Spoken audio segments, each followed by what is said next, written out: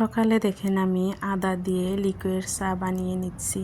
আদা কুচি দিয়ে ভালোভাবে লিকুইড চা বানিয়ে নিব। আসসালামু আলাইকুম বন্ধুরা, আপনারা কেমন আছেন? আশা করি অনেক ভালো আছেন। আল্লাহর রহমতে আপনাদের দোয়ায় আলহামদুলিল্লাহ আমিও অনেক ভালো আছি।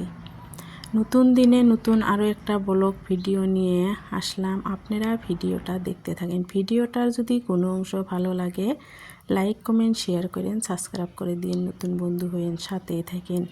সকালে চা খাওয়ার পরে কিছু মেহমান এসেছিল, তাদেরকেও আমি চা সেমাইগুলো বানিয়ে দিলাম। খেয়ে মেহমানগুলো চলে গেল। এবার আমি দুপুরে রান্না বাড়া করব। কি রান্না বাড়া করি আপনারা দেখবেন। আজকে একটা আকর্ষণীয় বস্তু দেখাবো আপনাদের। বস্তুটা দেখে আপনাদেরও ছোটোবেলার কথা মনে পড়ে যাবে।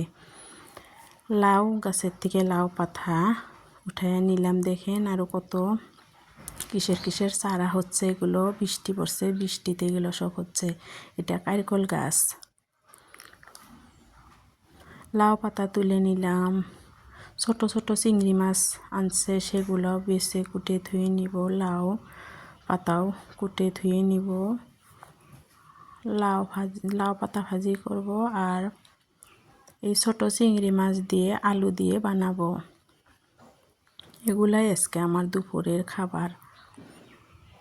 ভালোভাবে চিংড়ি মাছগুলো কুটে ধুয়ে নিব। সব কোটা বাছা ধোয়া হয়ে গেছে। এইবার আমি রান্নাটা শুরু করব।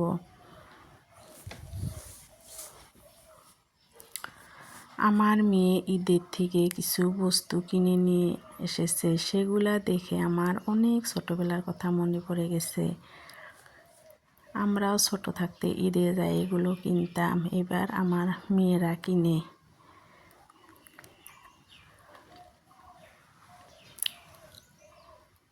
আমার রান্না বাড়াটা প্রায় শেষ পর্যায়ে।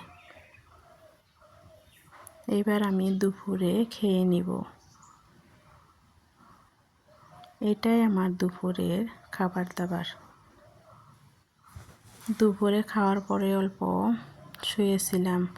শুয়ে উঠে এবার আমার মেয়ে বলছে এগুলা আপনাদের সাথে শেয়ার করতে।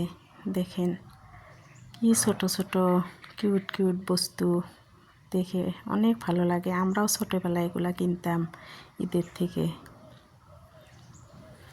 ভিডিওটা এই পর্যন্তই। আপনারা ভালো থাকবেন, সুস্থ থাকবেন। পরবর্তী ভিডিওতে দেখা হবে। আল্লাহ হাফেজ। আসসালামু আলাইকুম।